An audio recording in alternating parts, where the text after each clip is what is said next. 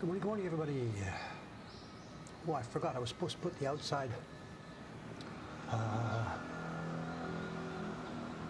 before I hit the start button. I'm supposed to do this, put the outside up, then hit the start button, and then bring it back down. I was going to finish off my breakfast in privacy here. Sorry about that. I missed it. Win some, lose some. No time for mango. Lawson coffee and what was that? Lawson coffee and bran donut on the way back from the pool.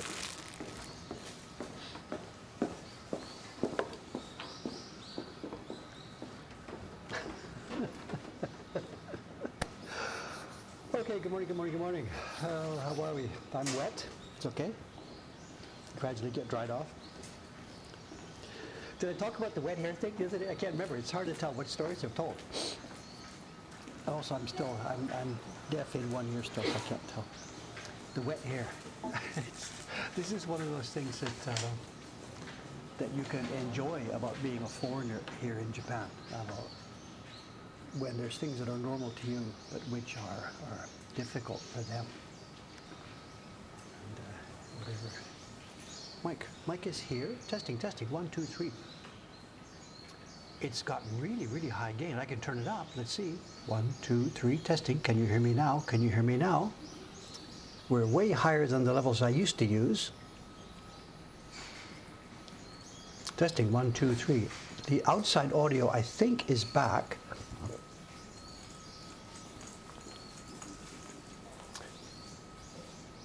How about outside? Oh, wait a minute. Now I'm hearing monitoring. Okay, wait a minute. We're going to get feedback here. Just a second.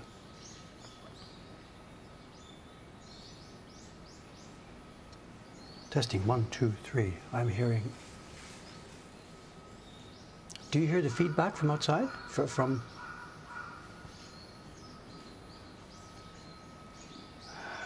I thought I had it all set up properly.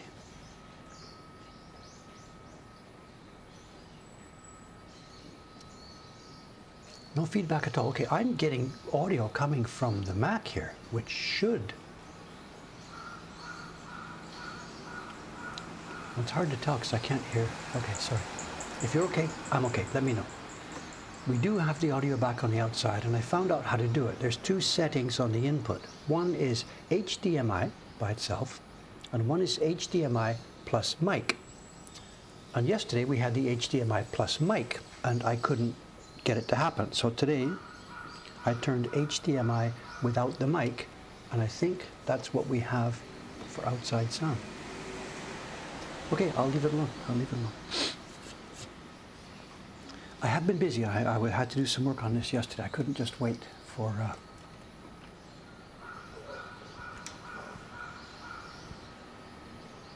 stream time. We had to do some work on this.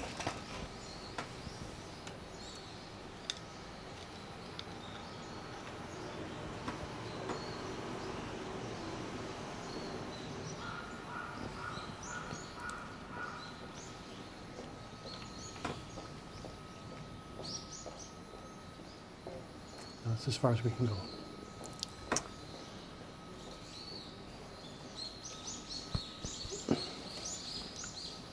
The paper is out. The overhead lights are on. Everything's on. The paper is out. There are 2 printers coming today. Ishikawa-san, she's already here. I took the paper out, came back downstairs, and 5 minutes later she came in. So she's so early today, she knows that when she comes in that early, the paper is still going to be very hard. I can turn the outside mic down a bit. It's up to you. Down a couple of dB. I'm not picking at the air. I can't hear right now. I can't even hear my own voice. Just barely in the background. Okay, let's go. Let's do some work. We have, I think, a full stream today. It'll be carving. I have deadlines here in front of me. There's media people. I'm going to lose the entire afternoon today to media.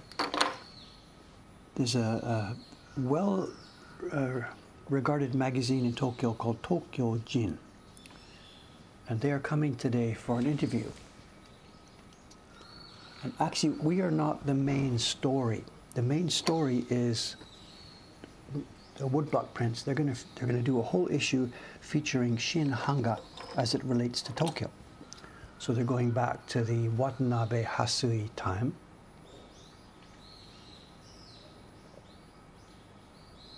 The swimming is indeed messing with my ears. It's really messing with my ears. So anyway, they're going back to the early 20th century, and they're going to cover Shin Hanga right up through what happened during the war and after the war. And then they're going to, about half the magazine is Shin Hanga as it exists today in Japan.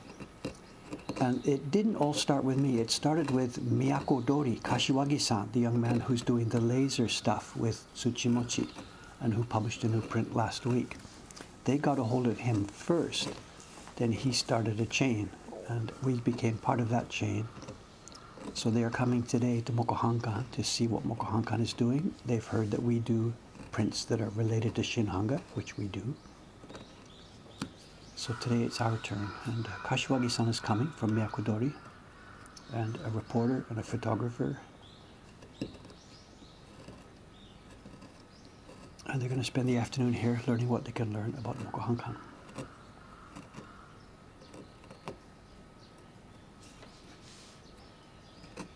And it's a very high production magazine, very, very nice stuff. And the issue that they will publish in March, it's not a magazine that you buy and throw away. It's more of a, it's not National Geographic, but I mean it's more of an actual sort of book thing that you would buy once and then put on your shelf and refer to. So.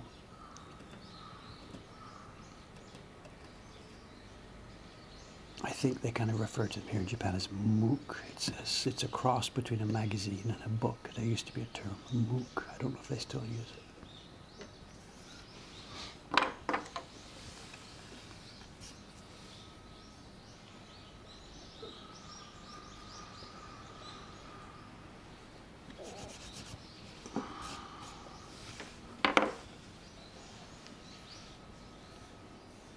There isn't much on Jed's key blocks. It's going to be mostly in the color block. These other key blocks we did have a full drawn design. You can get an idea of what the whole thing is from just looking at the key block. Colors are sort of extra. But with Jed's designs here, the colors are going to be really a lot of the thing. You know, there's a character here, he's in the bath. There's going to be water, there's steam. And without those things, you can't really see the design. This one is a bit more clear. This one, of course, is more clear. But a lot of this is going to be in the color blocks rather than in the key block. So.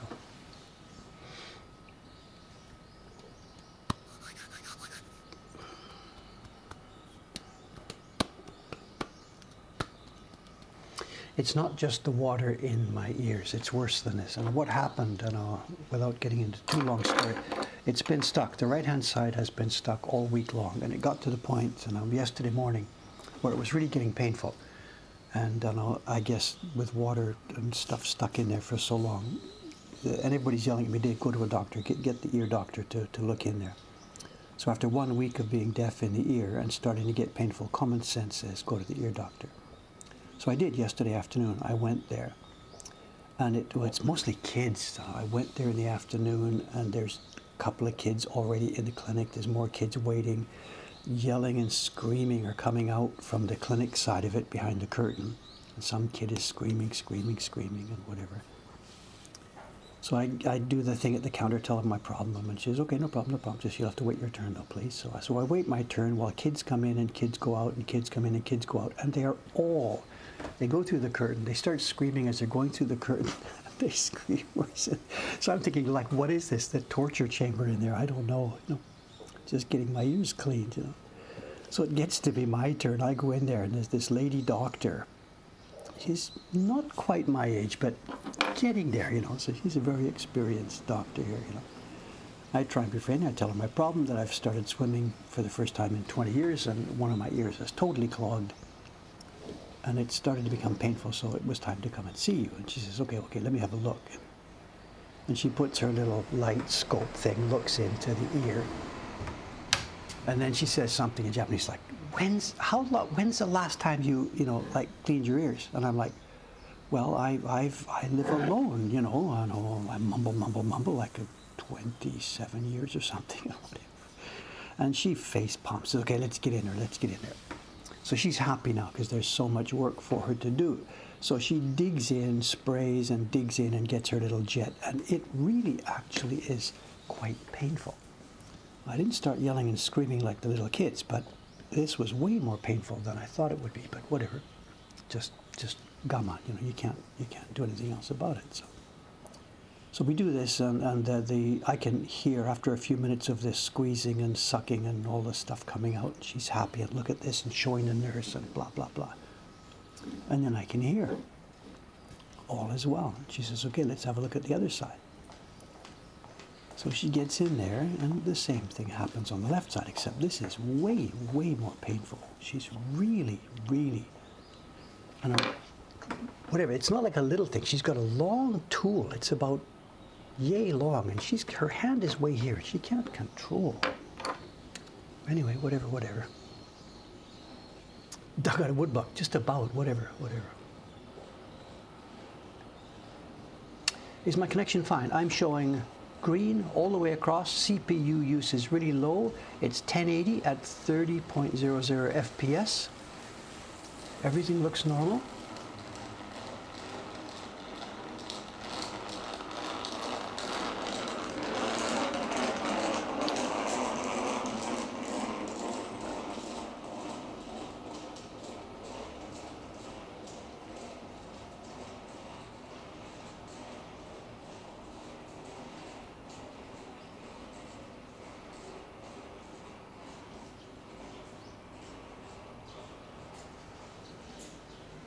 Testing. It's green. I did when you called me and I looked at the screen there, I got a couple of flashes of orange. It's back to green.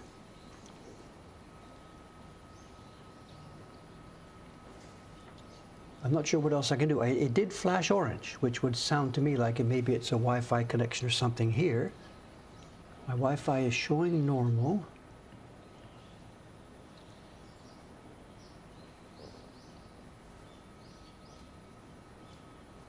I'm not sure what else I can say. I'm not 100% confident that it's here, that it's not my end. 3,000 kilobits per second, green, 30 FPS.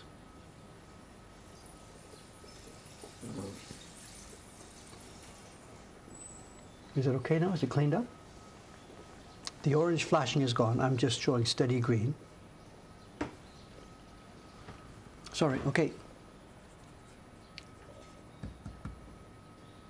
I'm guessing that was my side because this new computer is not behaving well as far as which Wi-Fi it connects to. When I came down here this morning, I connected it to the Wi-Fi on the first floor, and I think it switched back to the Wi-Fi upstairs by itself. So I'm not so happy to blame Twitch this time around. I suspect my time here.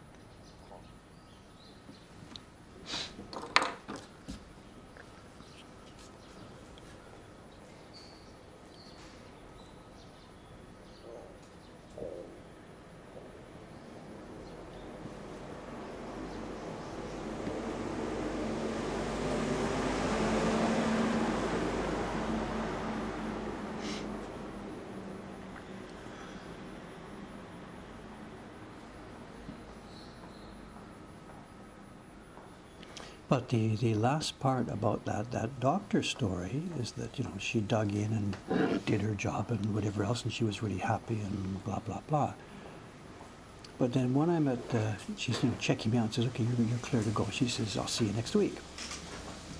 And I'm like, what do you mean? She says, well, you're back next week. We'll do this again. And I'm like, lady, if you think I'm going to come to the doctor once a week to get my ears cleaned, I know this is, I was polite, but she says, no, we can't do this in one go. And she was actually serious. She wants to do this in at least 2 and possibly 3 sessions. And you guys tell me, is that normal or not to have your ears cleared? To me, it seemed like whatever, she puts her solution in, softens it up, syringes it out, and you're good to go. But she was adamant that I should come back again next week. And actually, I'm still stuck. It isn't all clear. So maybe she's right. I don't know. What's the consensus? One go is okay?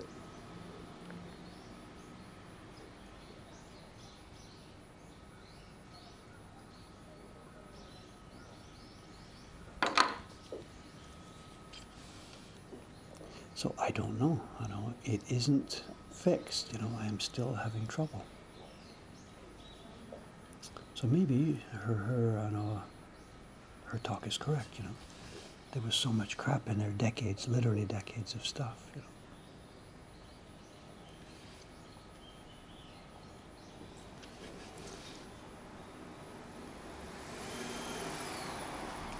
The piece of wood we're dealing with here is very, very nice. I know. Even the difference between the one I carved last week down here and this piece up here, this board, this is closer to the center of the wood. If we looked at the end grain, the center of the tree would have, let me zoom out a bit, I'm sorry, it's difficult to see. The center of the tree would have been here. This would have been a wider piece of wood originally. The center heartwood is here, and then it moves out. This is really hard, this little strip right up the middle. And if I had thought about it or noticed it or planned it, it would have made more sense to put the delicate ones here and these ones on the outside. But I didn't know early enough what was going on. This is rock hard. The wood in the area that I'm carving right now is rock hard.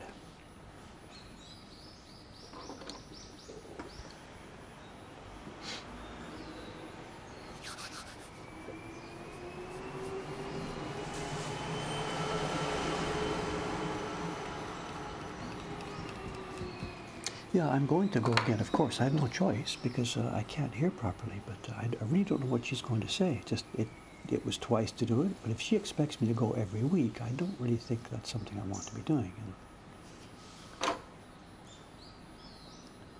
Single-handedly collapse the Japanese medical system.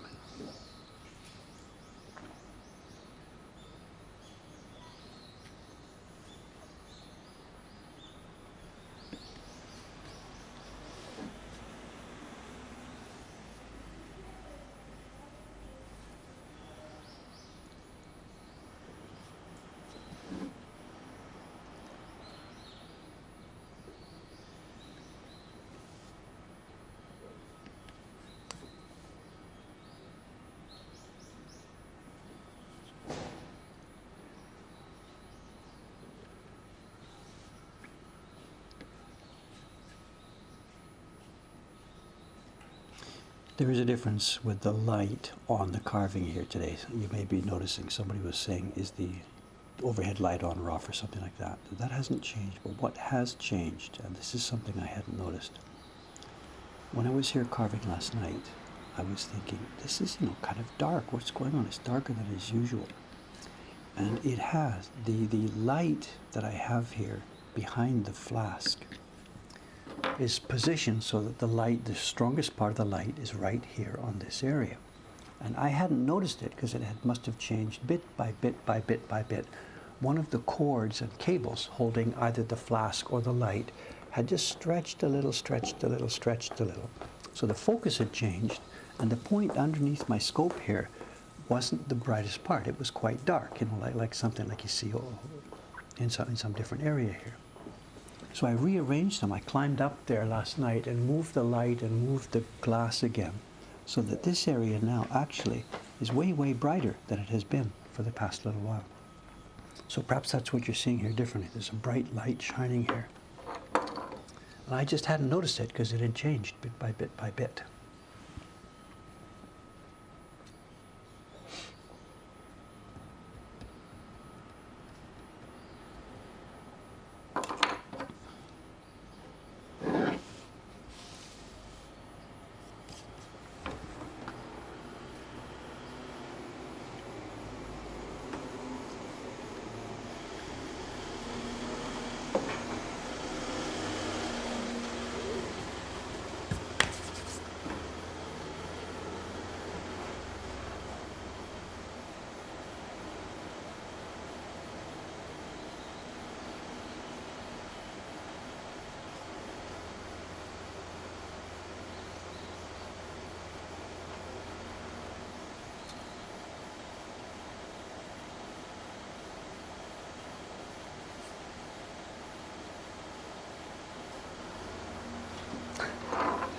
Do we have our driver leaving the motor on today?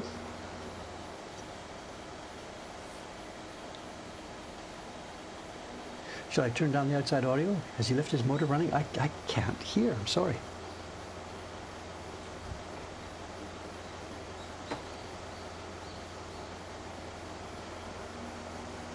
I'm not going to go tell him off.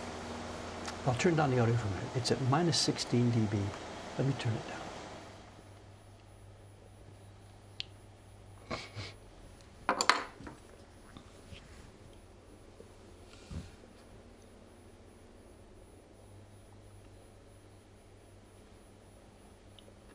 There is a little bit of local news outside. I know those of you who know the district, know the area here. There has been an empty shop on the street for about 6 or 7 months now. In the white building on the left, when you go from here towards Don Quixote, there's an apartment building on the left. It's a mansion in Japanese. And there's a florist in the ground floor. And there was also a souvenir bag and t-shirt shop for many, many years.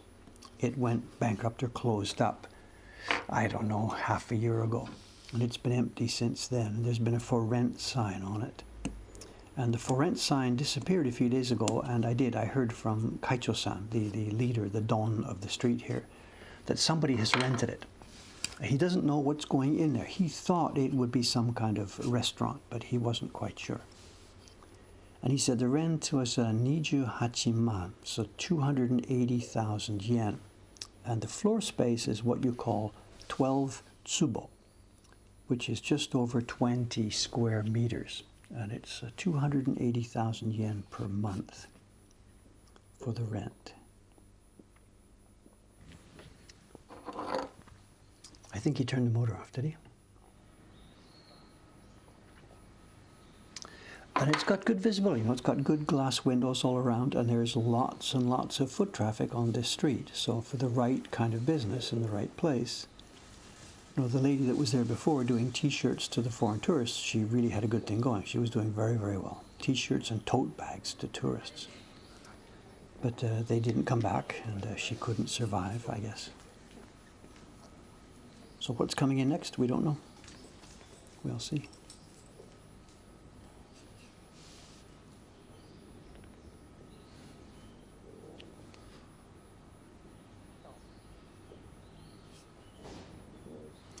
And Mokuhankan here, we move up one rank on the longevity of this street. We're not the oldest shop on this street. We've only been here 7 years.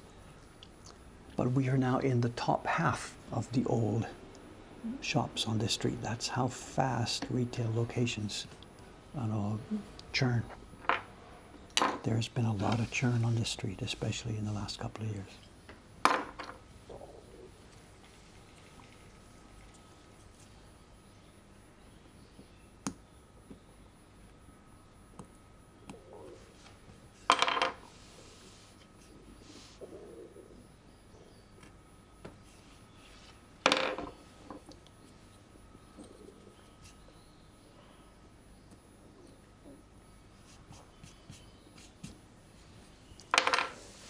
Picky work here now. I'm sorry, it's just that's the way she goes. It takes time, bit by bit by bit.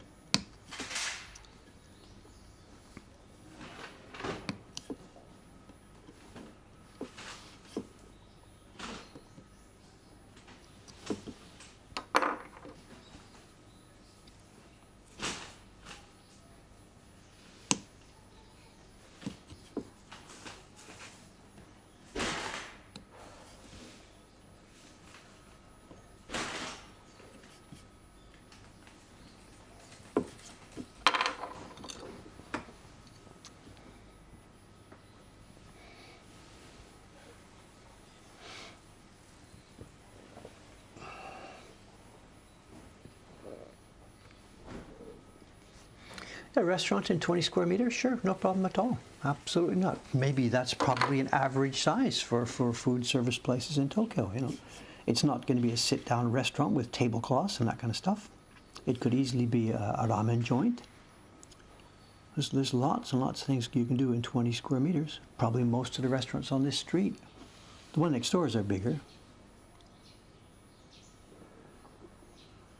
That's no problem at all. What might be more of a problem for them is there's no rear door. There's only one front door there. There's no rear access. So that will limit what they can do as far as offering sit-down service and stuff like that.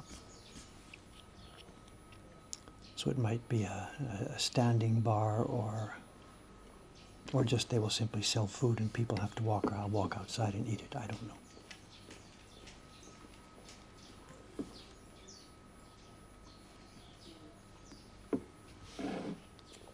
Or maybe it's going to be another t-shirt shop. I've got no idea. We'll see.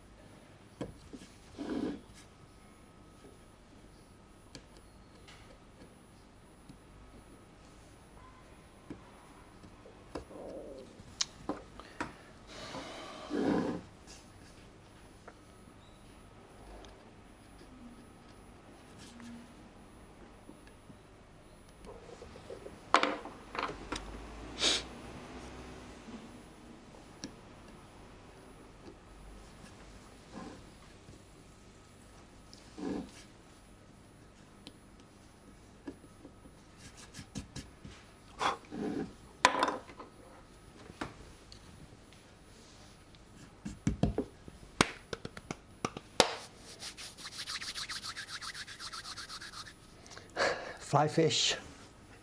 It's funny. When I started this one last night over in this corner, I thought, Dave, don't cut too deeply. Just keep this shallow, keep this shallow, keep this shallow. And it was actually quite shallow in this corner. I move along, get to a place where the angle's just wrong. And yeah, I'm excavating too deeply again. I still am excavating too deeply.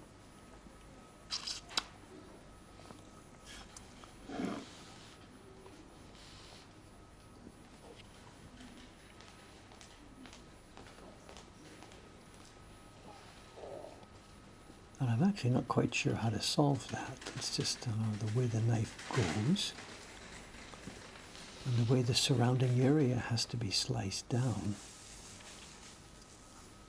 But when I compare with Harada-san's old blocks for his match labels, this is absolutely cut too deeply. And I'm not quite sure how to solve that. Right there, the knife goes in a certain way. You cut your A and you cut your B, and there we are, but actually it's been a bit too deep.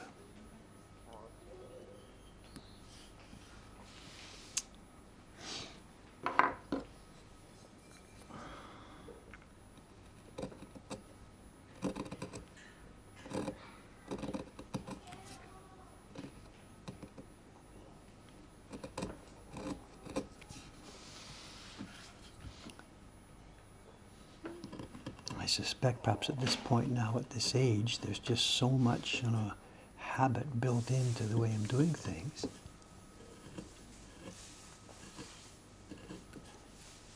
That it's possible there's just no way I'm going to be able to change that.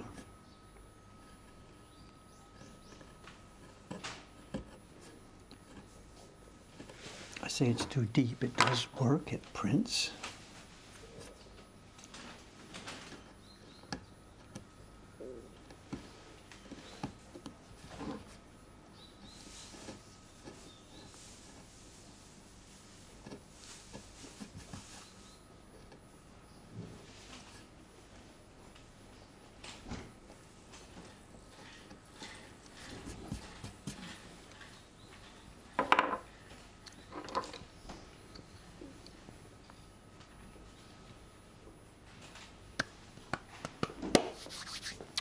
Oh, is my mother in today? Good morning, Mom. How you doing? Have you had your third shot yet, Mom? I heard you were lined up for your third. Have you had it yet?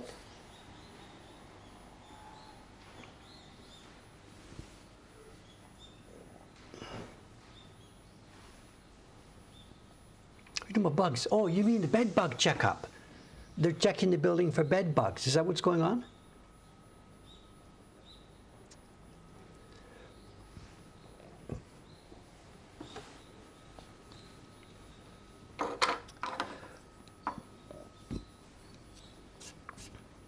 Yeah, too deeply, the deeper we go, like whatever, one of these lines here, the deeper you go, the more difficult it is to get the proper thinness at the top, When I look at some of the old blocks, the line at the top is just left as a scratch.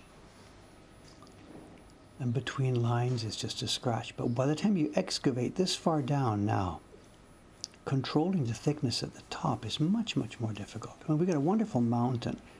It slopes on the left and it slopes on the right, and it's stable and it's strong. And for the printer it's easy. There's going to be no pigment gumming up near the top of the line. But just putting your knife in that far down, that's part of it too. Imagine, let me just sketch something here. If you've got a line you're trying to carve, the knife goes in, and imagine the knife goes in X distance, really low, really not very far, X distance. So the squeeze of the wood, the width that's being squeezed is not much. But if I do the same thing again, if I push the knife in a millimeter down, I'll exaggerate here. Look what's happened. The wood has been squeezed much farther left and right because that much more metal is in there. So even if I try and keep the squeeze on the bad side and then take it away, that left side also has been squeezed. But if you're carving so delicately, just a scratch, you're not squeezing the wood at all. But then you've got your problem of how to get that other stuff out.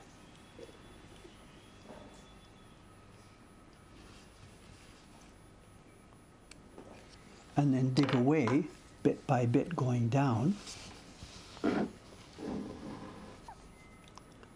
You've got to dig away and then start to excavate down so the paper doesn't sag. And you're really now at the tip of that line.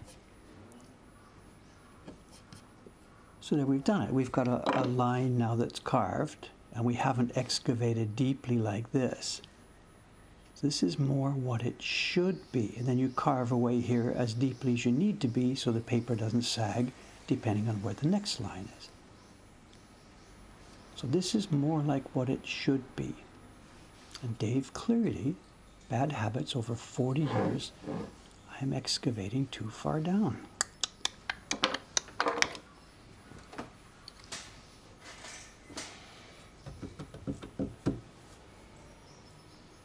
Oh, Mom got her booster. Okay, good. Thank you, thank you. Booster, it's going to be annual, I guess, whatever it's going to be called. So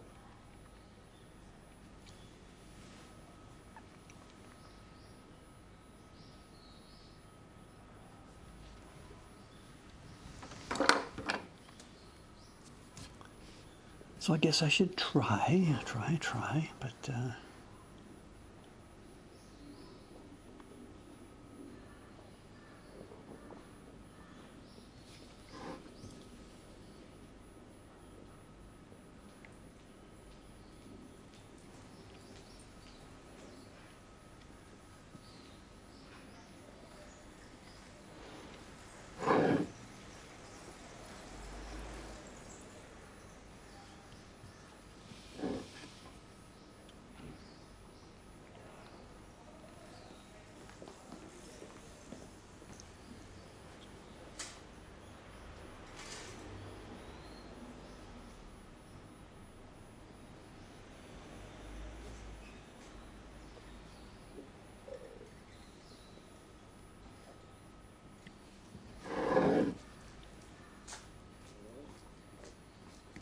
The other thing I'm doing here that's not quite exactly like what I saw some of the older carvers doing. I'm doing the V here. I cut the line and then like this, taking away part of the wood you don't need. And absolutely that's a step that the fastest, bestest carvers in the old days didn't do. They would do it like this. They've got their knife and they cut the line.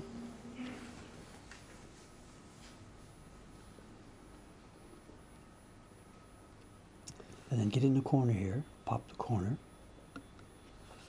and leave it. And then move on to the next line. So leave it just like that, without cutting the V. This side, I cut the V so I can see the line, and this one, they just leave the line. This is the normal way.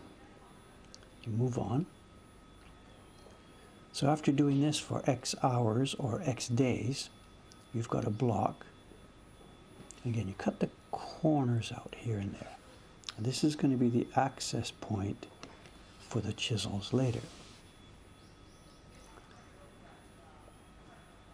And the reason for this, you don't want to waste time. And cutting that V there took just as long as cutting the line in the first place. So you've doubled your carving time.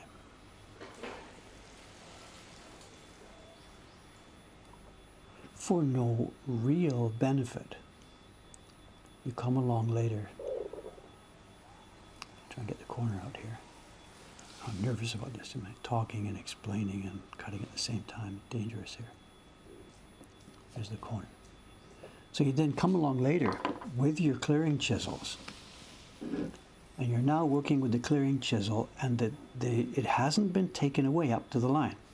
And what I've done, because I've been doing this V-cut, I can now put my clearing chisel in here, and I know where the line is, and I can see that little safe zone. I can cut in the middle here, and I can cut here with really no danger at all of banging that line or chipping the line or gouging the line. But if I do it over on this side now,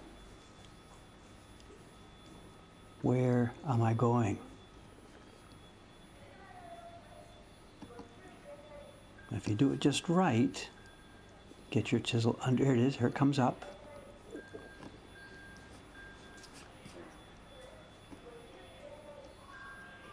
And you've done it.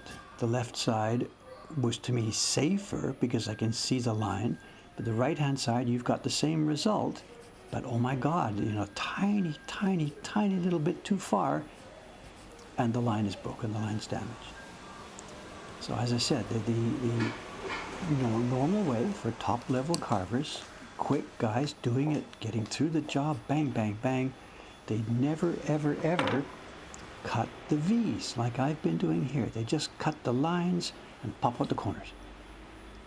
And it may have even then, they would pass on the block to the next level down guy, their apprentice or whatever, and he would be the one doing the clearing with the clearing chisels. And I know for a fact Ito-san did this because he and I chatted about it. And his wife actually, after Ito-san died, his wife talked to me about this. She told me about how in the ukiyo-e boom time in the 1960s, during the first Olympics, when the yen was still worthless and the foreigners were all over the place and everybody was buying ukiyo-e as souvenirs. It was the ukiyo-e boom that guys still talk about. And she said during that time there was so much demand that her husband would cut the line work and she dug in to help by doing the clearing. And she told me this half laughing and half crying. This was after I visited her after Ito-san died.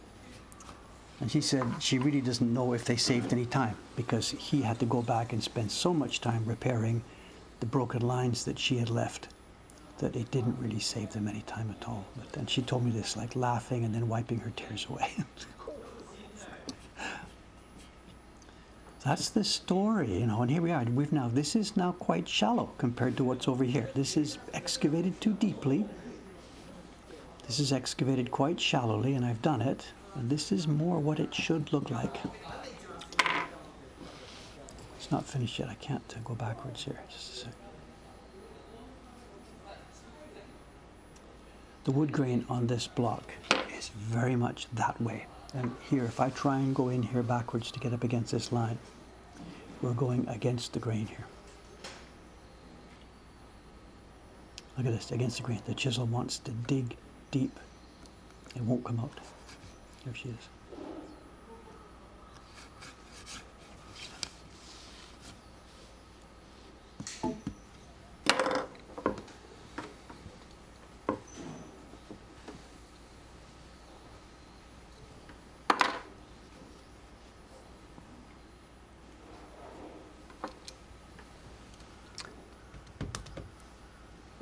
So there's that's the difference then. We're talking about this carving too deeply and carving a little bit more shallowly. So I'll try and get a hand on this, but whatever.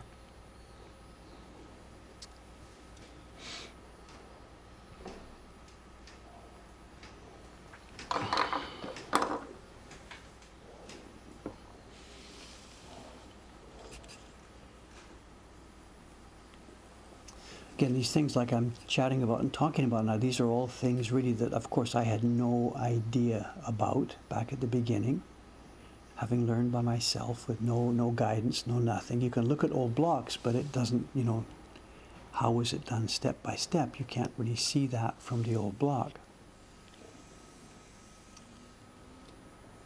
And those first few meetings with Ito-san, thanks to that TV company, they were really, really, really helpful, of course.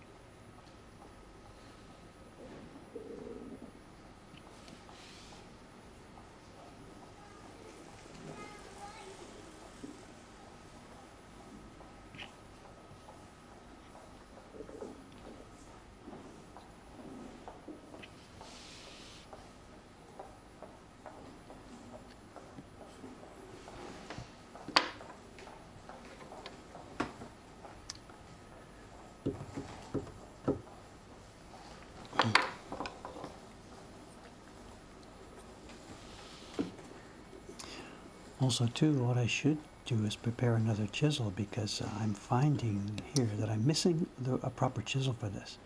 The one I'm holding right now, it's a 1 millimeter. And you can see it's going to be too fat for many of the places here.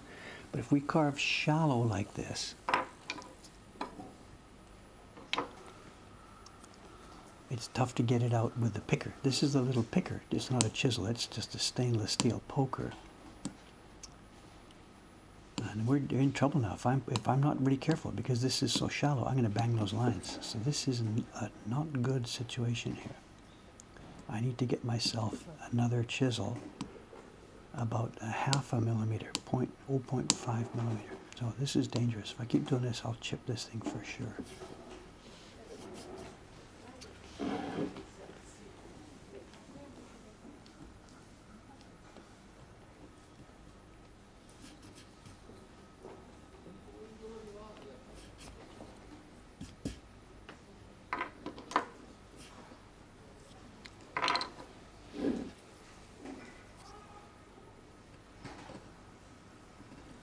And on the outside here now, without the V cut, let's give it a go.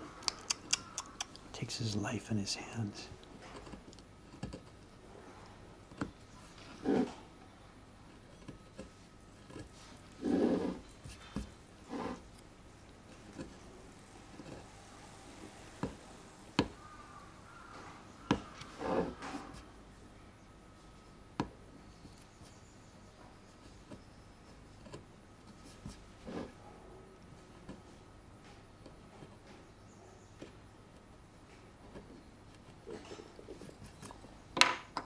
It's not cut down the end here. Just a minute.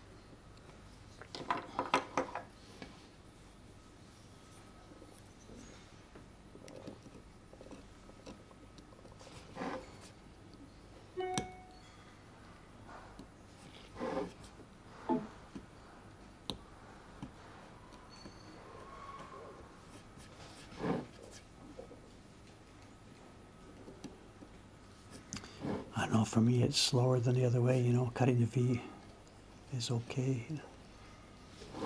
Doing it this way, I'm having to be so slow and careful about how far I can come up to that line.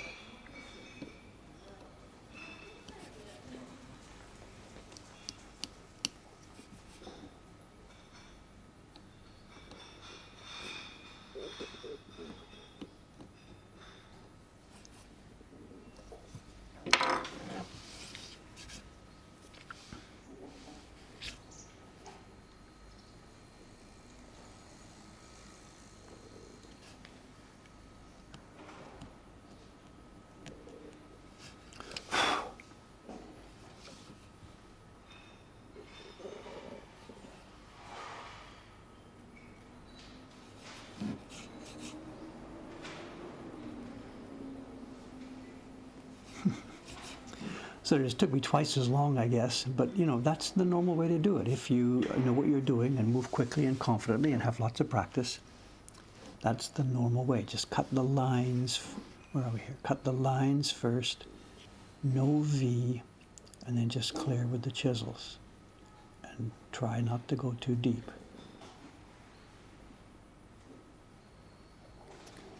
But it took me twice as long.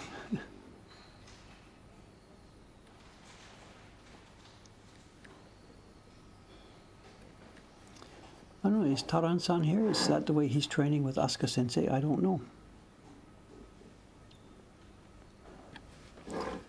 It's Thursday morning. Taran-san's probably teaching today, but next time he's here, let's ask him, see what's going on.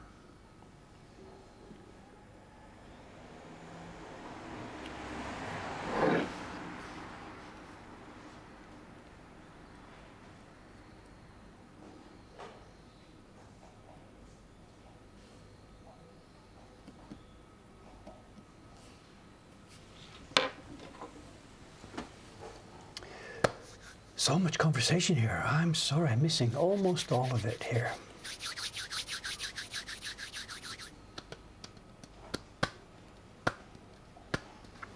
No, Thursday, Taran won't be here. He'll be here on Saturday, I think, so.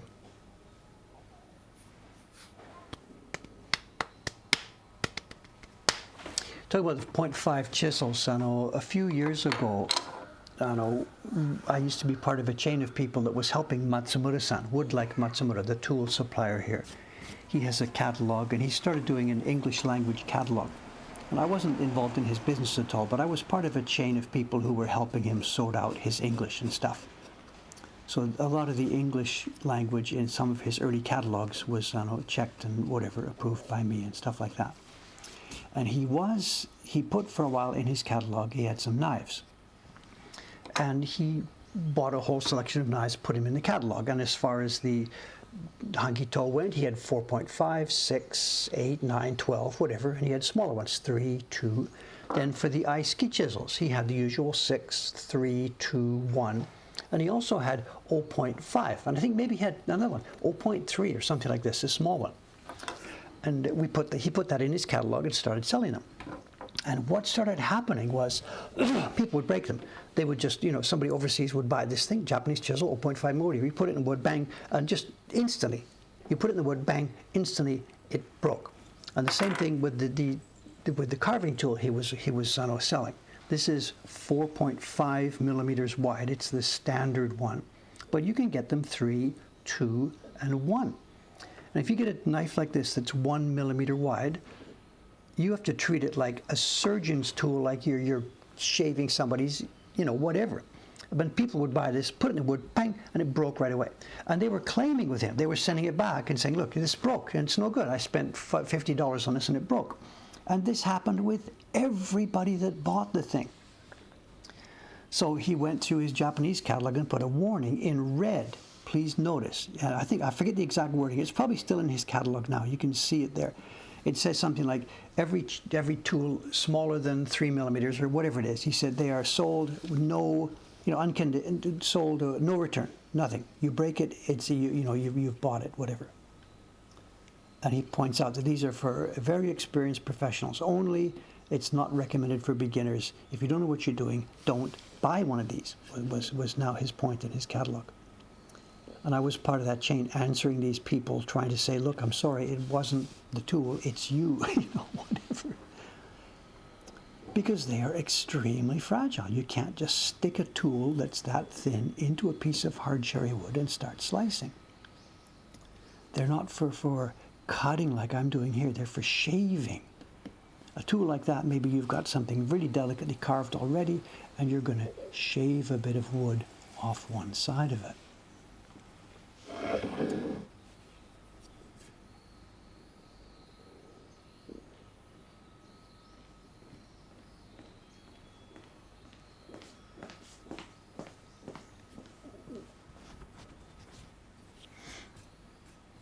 I'm no longer a part of that translation checking chain years and years and years ago.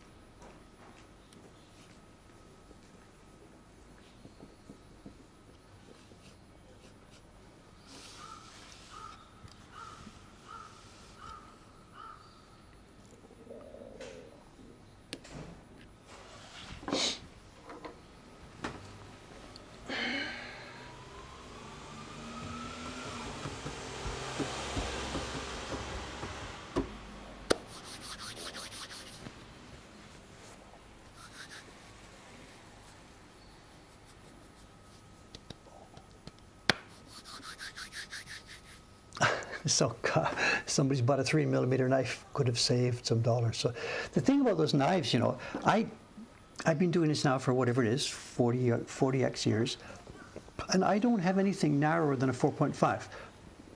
This is 4.5 wide, and it's all I have. And we've got the straight line knife, which we're going to be looking at next week when I carve straight lines and stuff. I think that's a 6. So the straight line knife, it's a 6, and it's just simply, it's a 6 that I never used, so I sharpened it for straight lines. I found myself never using the 6. I don't have anything smaller than a 4.5. It's because it's a triangle shape, it can go as fine as you want. You don't need a thinner knife to carve thinner lines. It's a question of how deeply you stick it into the wood.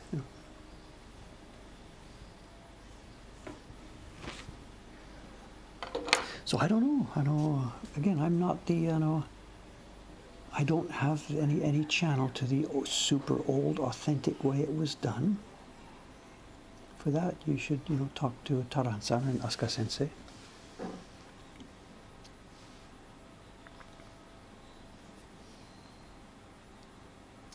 There is a set of tools in the Smithsonian. What's it called now? The Smithsonian Museum, the National Museum in Washington. There's a set of tools that were presented to them back in 1890s, 1895, I think it was. These are tools related to what's called the Tokuno book, which is available online all over the place now, free. And there was an exhibition in the Smithsonian back in the 1890s of Japanese prints and Japanese printmaking tools and techniques and stuff. And they requested some people in Japan to send over tools, and the Japanese side did. They sent over a bunch of tools. They were exhibited in the Smithsonian in the 1890s and then put in a box and basically lost for 100 years. Not lost, but just whatever. They were in a box for 100 years. And then recently, some people in the Smithsonian, I think it was a bunch of interns or research students or something, dug up these tools and found them. And they made a bunch of new, they photographed them and put them on the web. So the Meiji era carving knives and brushes that were sent over in 1895 are there now in the Smithsonian, and they're on their website. There's good pictures and stuff like this.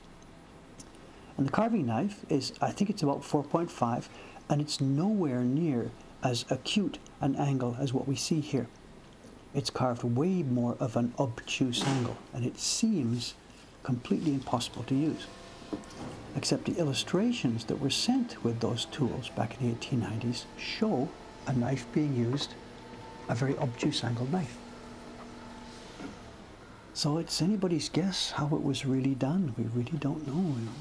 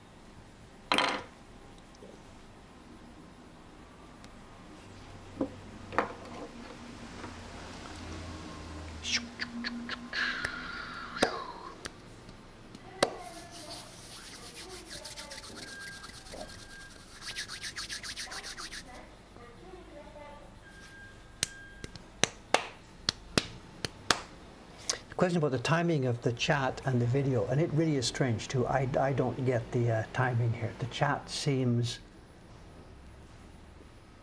delayed or advanced. I don't really know what the real timing is on here.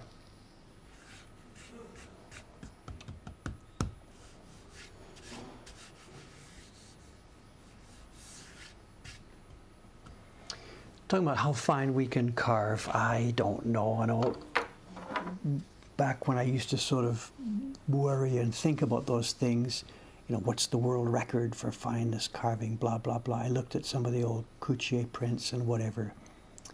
And my own, you know, when I was measuring this stuff still, the print I made in the Mystique of the Japanese Print series, the one of the Chikanobu woman, I've put that under the microscope, and there's places there where I carved that hair where in 1 millimeter there's 7 hairs inside a millimeter. And that was carved on boxwood. It wasn't cherry. The wood we're doing here wouldn't do that.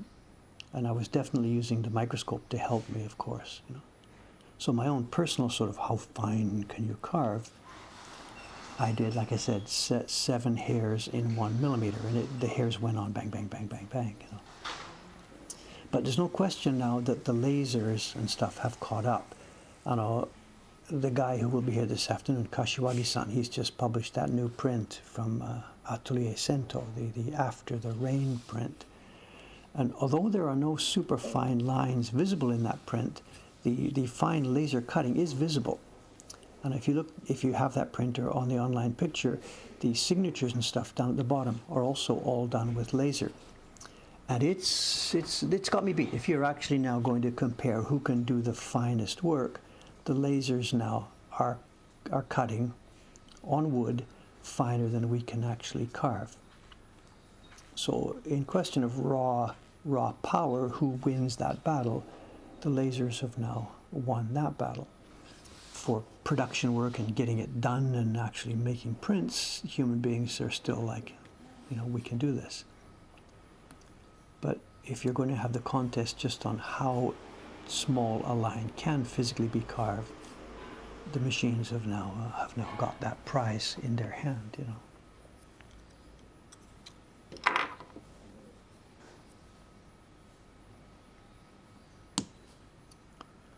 That's okay. I'm not out of a job in any hurry,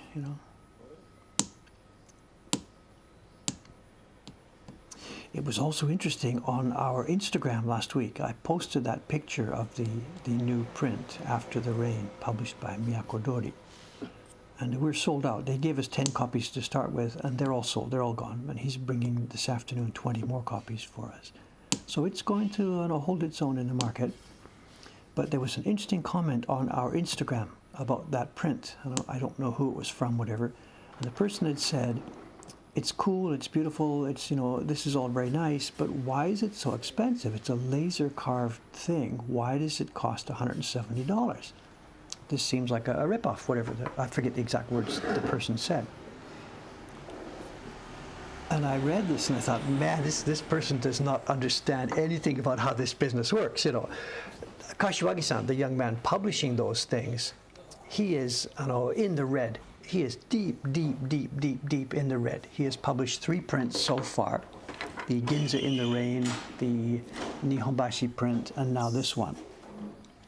And it'll be years before he gets into black. It's not going to happen. He is going to be always in the red. The price he is charging for that print is no way going to cover all his costs. And the person making the comment said, it's a laser, you don't have to pay the carver, so why is it so expensive?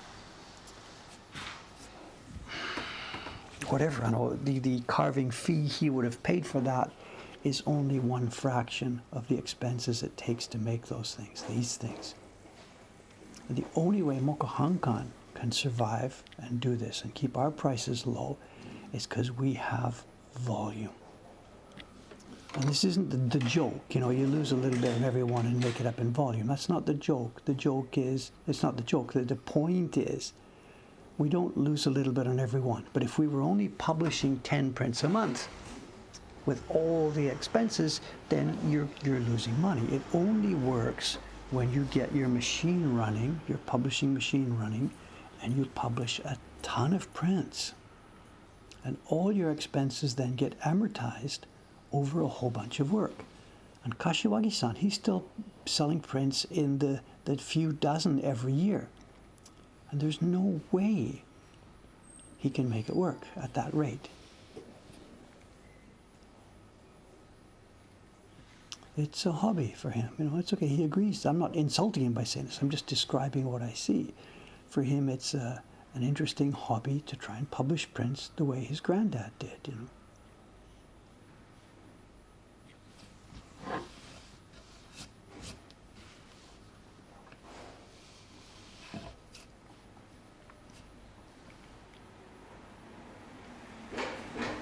I'm going to take the V out here. We've got a big wide area, big chisels, and I want to be able to see the limits of where I'm going to cut. Traditional or no, I don't care. I'm going to take the V out. It's going to take me a few seconds, which is theoretically wasted time, and I'm going to gain back that time when I'm clearing up against this area.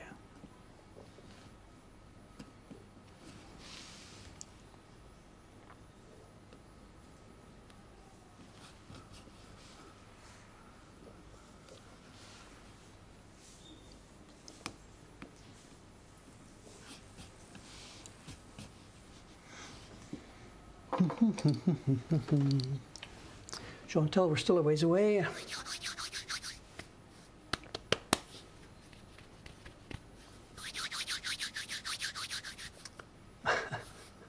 I've missed all this conversation. It looks great.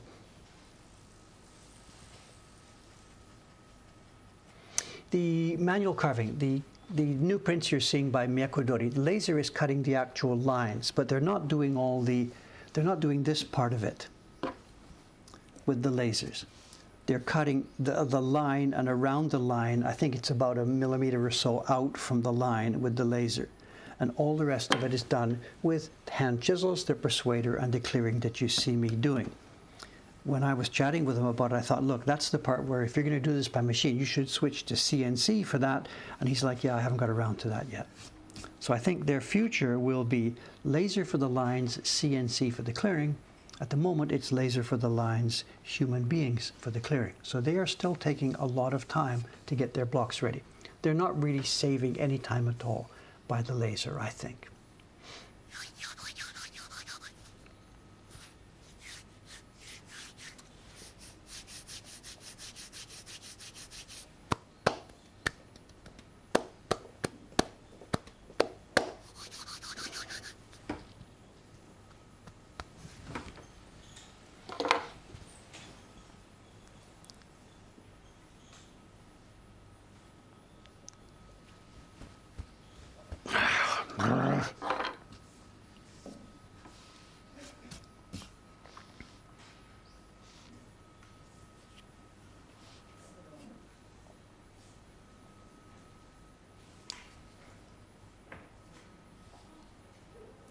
I see just when I'm about to carve the face, we have no tip on the blade. The tip of the blade's gone. What time is it? 9:09. Okay, let's do a sharpen and then move to show and tell. The tip's gone. Did I break it just when I was doing that corner? I didn't even notice. Oh, there it is. It's in there. I must have just broken it.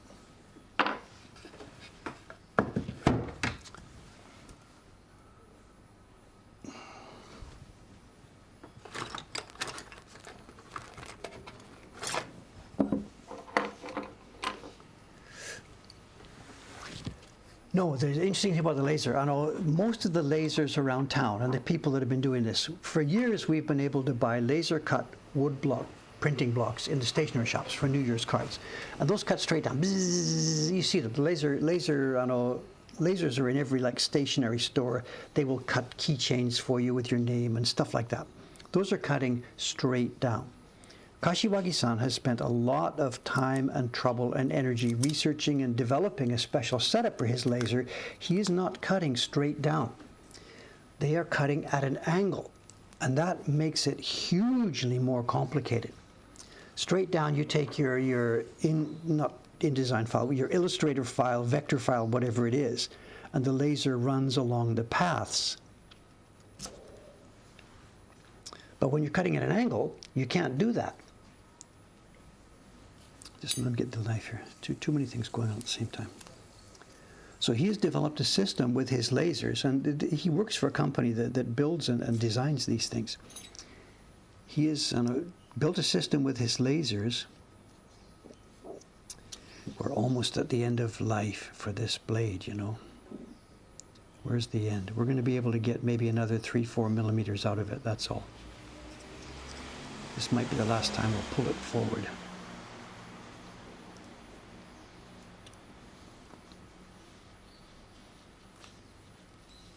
It's also time for me to get a new handle. Obviously you can see my handle is broken, my sleeve is broken. Dave needs a refurb here.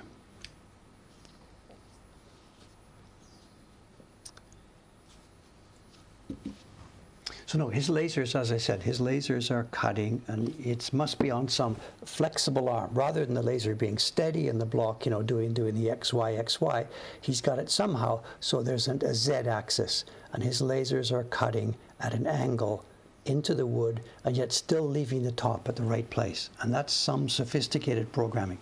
That's very much more complex than just cutting straight down.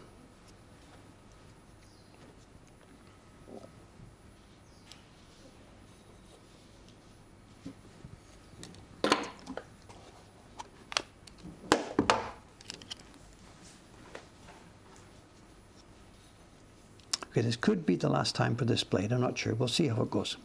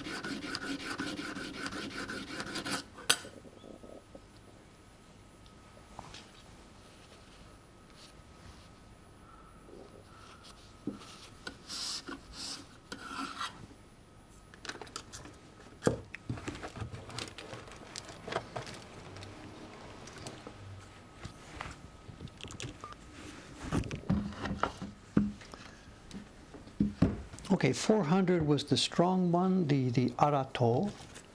1000 was the medium one.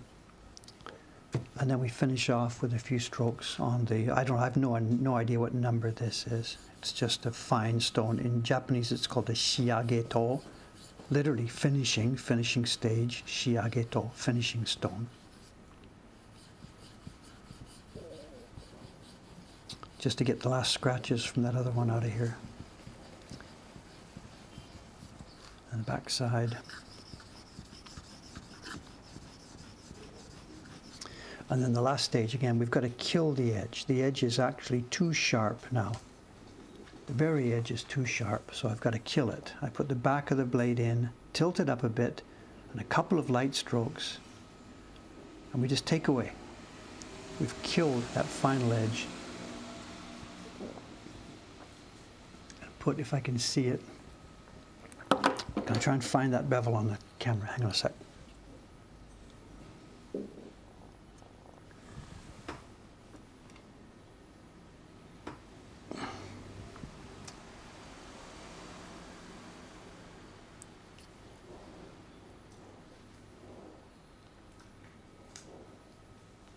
You can see there, see the shininess right there. The very tip under my finger, there's a shiny line. That's another bevel. And that has taken off the very edge of the blade. Without that, it would just crunch and crumble the instant I put it into that hard cherry wood.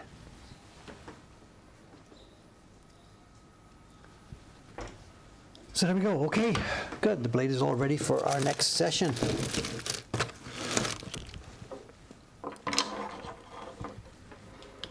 Drop it. I dropped it the other day, you know, when I had too much stuff on the bench here. And I moved around, pulled around, and the knife, which was on the table here, went over the edge. And it went face down, point down into the floor.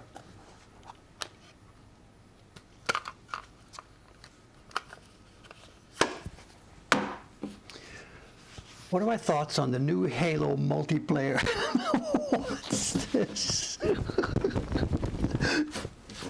Ha ha ha ha. Okay, show and tell.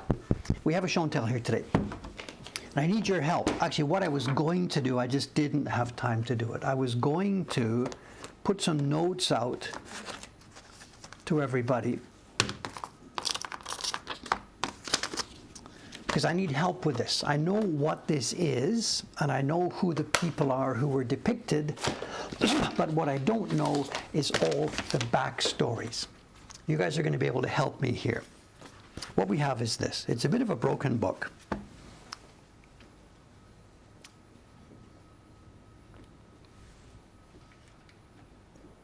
It's a book of a type that was very, very, very, very common.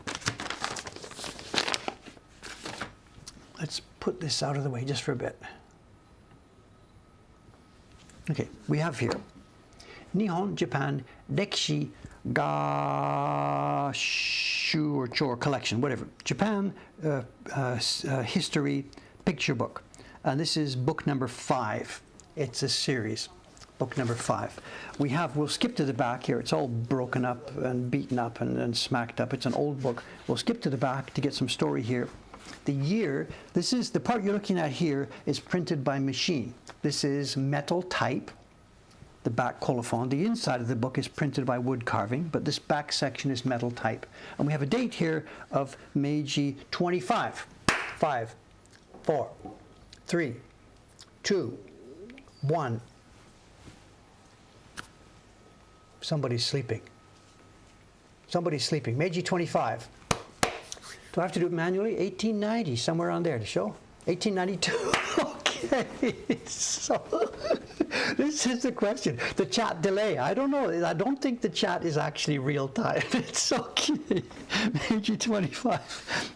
And what we have here, it's the publisher's information, blah, blah, blah, blah, blah, blah, blah. They're advertising the different places in Japan where you can buy their books. This is all the bookshops in Tokyo. This is the bookshops in Osaka. Here are the bookshops in Kyoto, wherever. All the different places in the country where you can buy their books. But the main publisher, this is just a little passing thing of this book. The main publisher is in this place called Tokyo Asakusa. but it's in a part of Asakusa which is no longer an actual postal district. So I have no idea where this is. It's Tokyo, Asakusa, Tajima Machi. And there is no Tajima Machi in Asakusa. So the reorganizations have gone on over the years. So I have no idea where it was. But Asakusa was, back in the old days, it was a place where there were carvers and printers back in the old days, so it was part of publishing. The Kanda area was a publishing area, as was north of Nihonbashi, and then Asakusa was another place. Anyway, enough, let's have a look at the book itself. It's volume 5 of a Japanese history series, and this book, I've got my notes here, this book features, it's all woodblock printed. Everything you see is woodblock printed here, and it features 7 specific episodes. And this is where we need some help. I know some of the names here, but I don't know exactly what's happening. The first historical person referenced here is Ki no Tsurayuki, and he is a poet back in the Heian era. And this is the return, the picture is titled The Return of Ki no Tsurayuki. And this picture, actually, it goes over 3 pages. We have a bunch of village people running towards the seashore, and we have boats which actually seem to be sailing away rather than sailing in. And I'm not really quite sure. Ki no Tsurayuki was a famous poet 1,200 years ago. And one of the poems he did, I think it's the one where he was looking at he was in a foreign country, which means a foreign part of Japan. And he was looking at the moon, and the poem is something about, my friends back in Kyoto are seeing this same moon that I see right now. And this was the content of the poem. And this image is supposed to be the return of Ki no Tsurayuki. But all I see is a bunch of people running. He's back, he's back, he's back. Here he comes, here's his boat. But the boats are sailing away. So I'm not actually quite sure what is going on here. Anyway, it's a historical picture book picking up on 7 items of history, from 7 items from Japanese history, and they've been illustrated by noted artists of the day. The next guy, a little bit of Wikipedia will do this for you. This is Hojo Sadatoki. And we can read some of the lettering here, back in the picture. This is Hojo Sadatoki, and the rest of it I can't read, and this is some episode in his life. So we have a Japanese picture book. This must be our priest. Hojo is a priest, Sadatoki. And this is some episode, and I do not know the episodes. Dave's forte is not Japanese history. Dave's forte is wood carving. And Dave is already in love with this picture. Look at the touch and the sample of the knives. Look at, you can see the knife. Look at this. You can see the knife in every single one of these strokes. This is all done exactly the same way as you watched me do that a few minutes ago. Except all these lines are crisscrossed, crisscrossed, crisscrossed.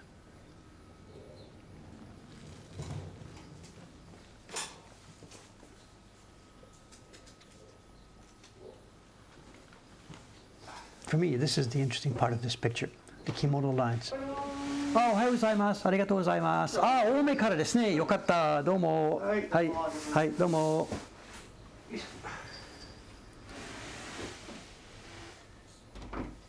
And this is what floats my boat. Just these guys with their lines. The taste and just taste. The taste of every single one of these lines, no matter how small, how big. Look at this, look at this, look at this, look at this. They've just, like, why did they need to do this? Even this, can you see where I'm here?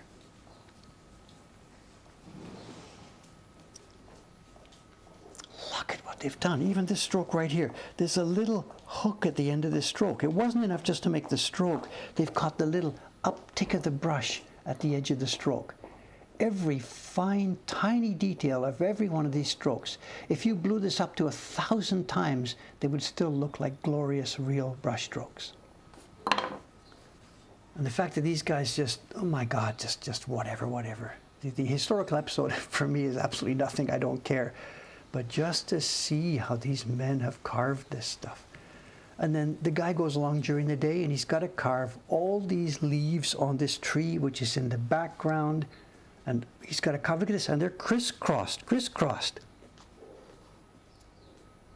And they've kept the delicate touch of every single one of these strokes. Look at this. This is carved on wood. This is carved on wood.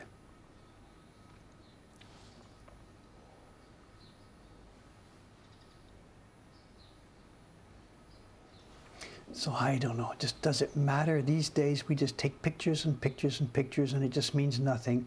But here in 1892, whatever, to create this thing, somebody sat down with a piece of cherry wood and went to town.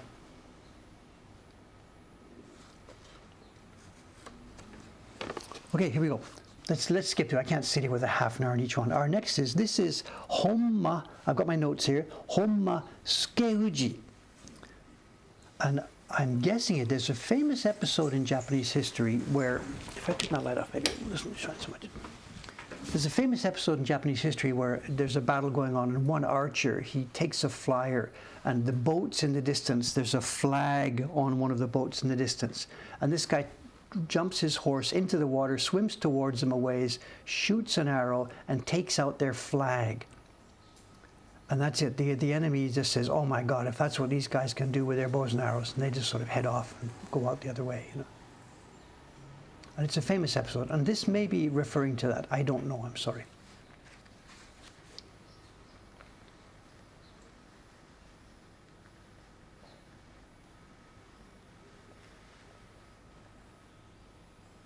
They're dropping their sails. Nay, I don't really know if this is the same episode or not. So maybe this is an invasion fleet coming. They've been sailing. They're getting close to the shore. They're dropping their sails, ready to land.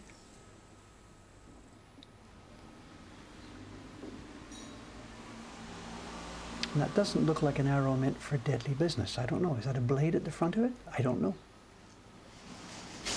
So someone's got a story. He hits a rivet on the fan. So is that the same story? I'm sorry. I really don't know.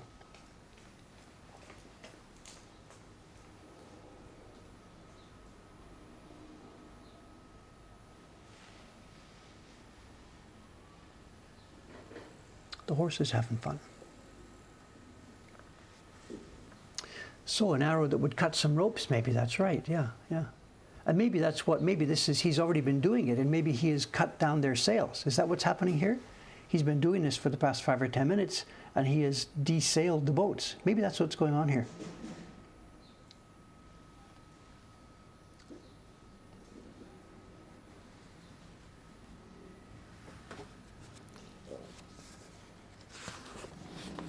Next guy's not doing so well.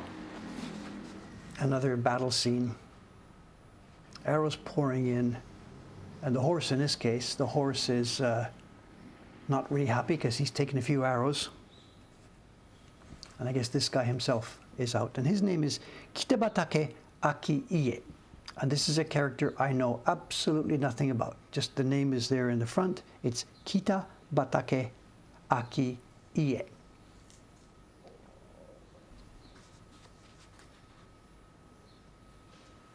And he is not happy, and whatever. This looks like his goose is cooked here.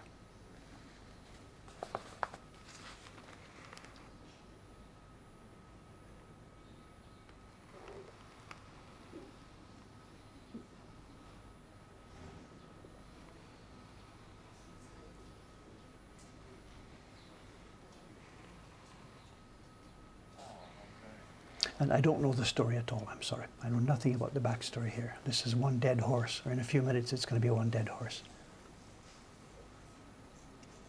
And again, somebody's got it, Vivid KP has got it. I should have done a bit more research before, but there we have it.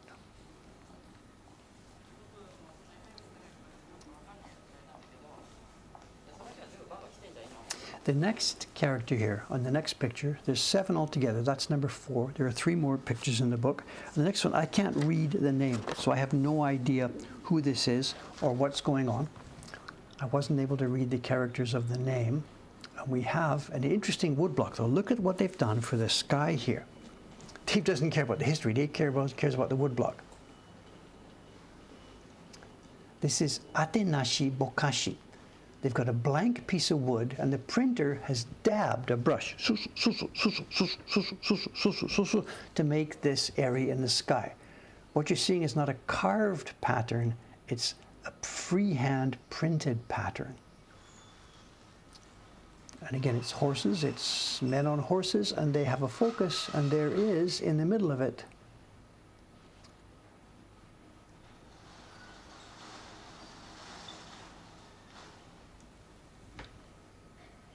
and I have no idea who this is. I can't read the characters of the name at all.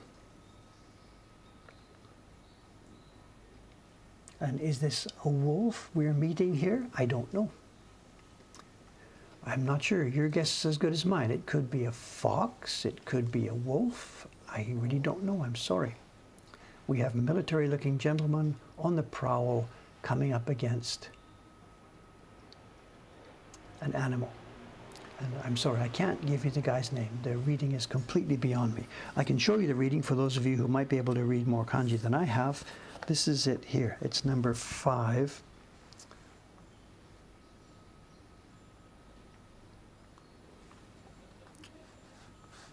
And I just wasn't able to read this at all. I'm sorry.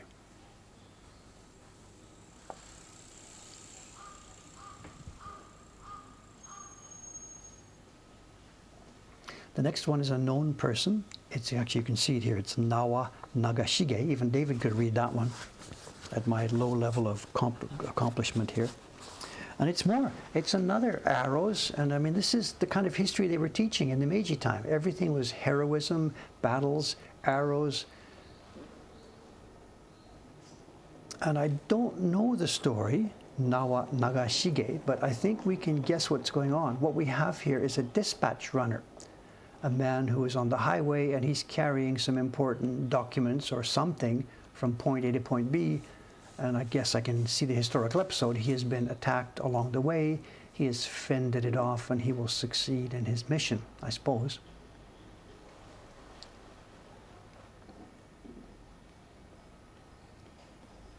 And here he is chopping all the arrows as they arrive.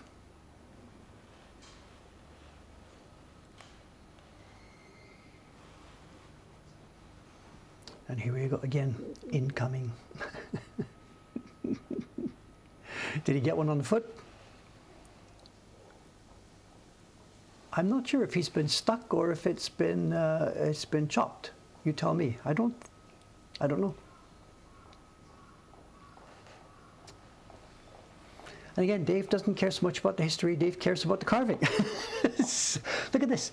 Every line, chick, chick, chick, chick, chick, chick, chick. You can see the brushes. They could have just carved blobs and it wouldn't have made any difference, but instead, every single line is dancing.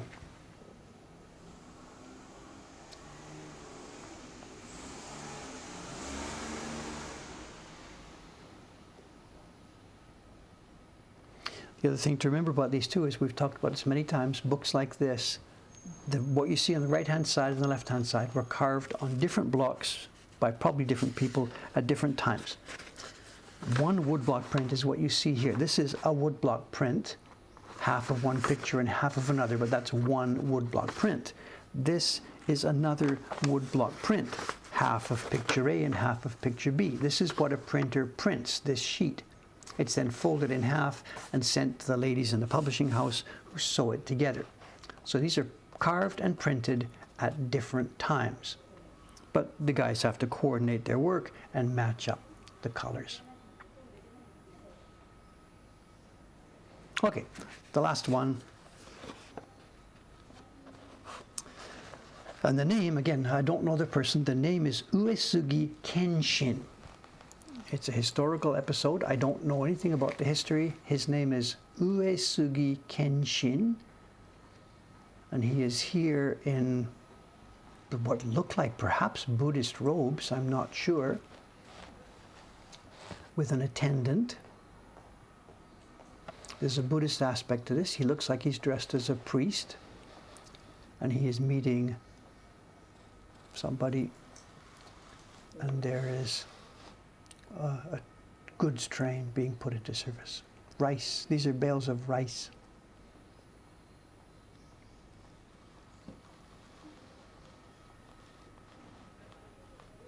I'm sorry, I don't know the story. You know, if I had lots of time here, I could look all these things up, but I'm sorry, just I don't. So. And that's the 7 historical episodes in the book, but there is a bonus picture with no explanation whatsoever. At the back of the book, there is a bonus picture. It's a rainy night with a row of lanterns in a shrine.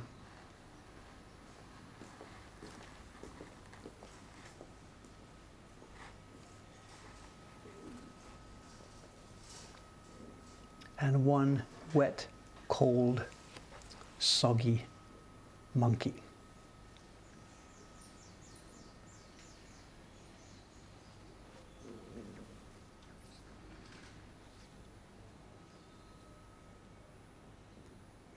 And when we see a row of lanterns like this, there's usually 2 images that come to mind.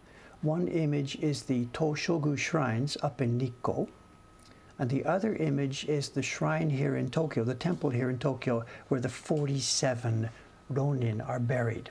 And I don't know if this image is related to either one of these. With the monkey, I guess it wouldn't be the Tokyo. So I think what we're looking at here is an image of the Toshogu shrine up in Nikko. And it's rainy. You can see they've done the, I don't know if you can see it here, they've done the usual slanted gray. Come on, focus please. They've done the usual slanted gray for rain. And chopped away bit by bit by bit by bit as they go back. So a print like this, absolutely designed for woodblock. The guy who designed it knew the system that was going to be used for the reproduction, so it was designed for woodblock and cut.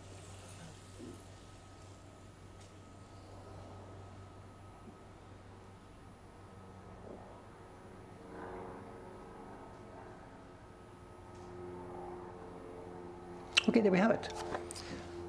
Again, just a typical example. This is how books were made in the era before the printing press really arrived to take it over.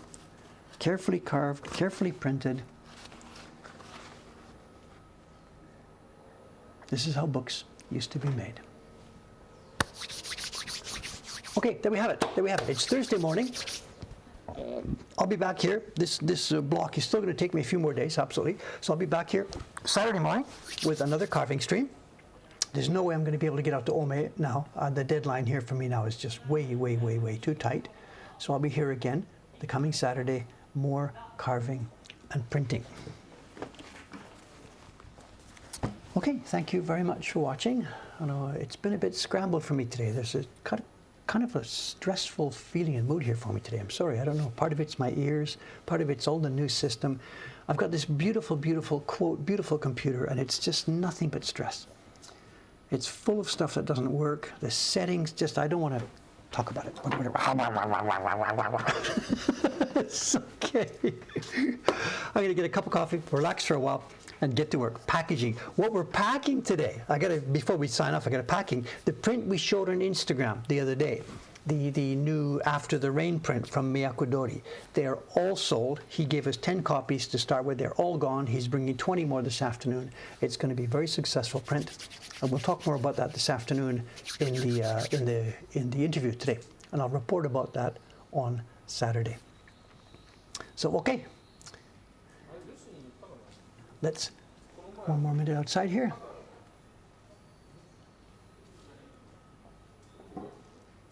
And signing off. I'll see you in a couple more days. Thank you very much, guys. Bye for now.